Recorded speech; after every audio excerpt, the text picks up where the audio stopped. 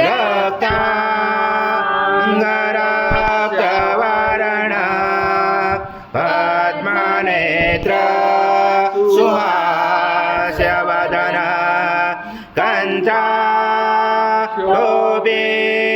समाला दण्डकमण्डलोदर कड्याङ्गरशक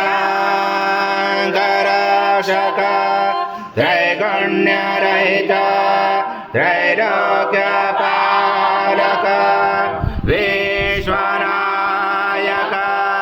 भक्तवत्सल कलियुगे श्री स्वामी समर्थावतारधारक भाई मां ब्रह्मानन्दं परमसुखदं केवलं ज्ञानमूर्ति द्वन्द्वातीतं गगनसदृशं तत्त्वमस्यादिलक्ष्यम् एकं नित्यं विमलमचलं सर्वदे साक्षिभूतं भावातीतं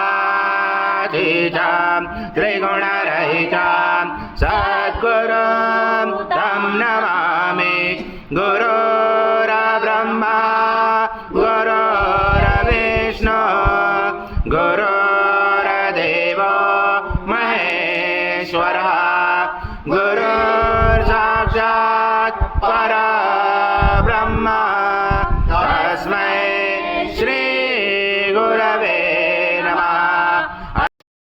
महाराजं यज्ञे प्रतिष्ठम् आजं पवित्रं परमं स्नानादुदे प्रगृह्यादं श्री सद्गुरु स्वामी समर्थ महाराज देवताभ्यो नमः।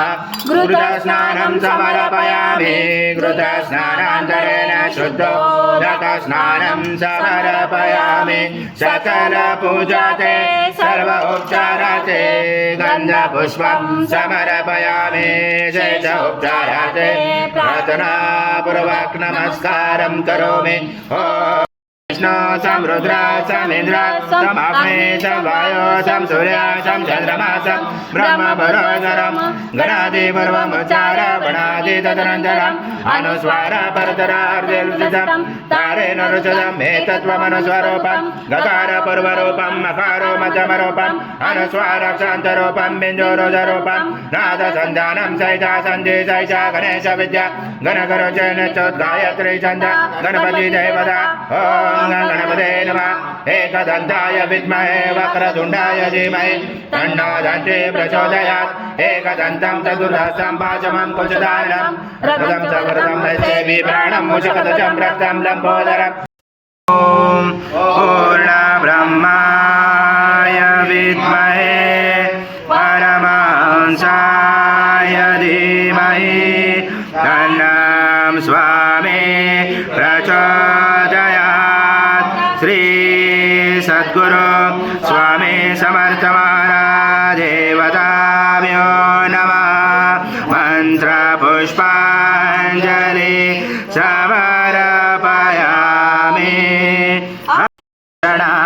रूपं देहि जयं देहि यशो देहि दिशो देहि पुत्रान् देहि जयं देहि सर्वकामाच देहि मे। यशस्मुता तव मुक्ता तव पूजा क्रिया विश्वं न्यून्यं सम्पूर्णतयातो समर्थ महाराज देवताभ्यो नमः। प्रार्थना पूर्वक नमस्कारं करोमि। हरि ओं तत्सत् हरि ओं तत्सत् हरि ओं तत्सत्।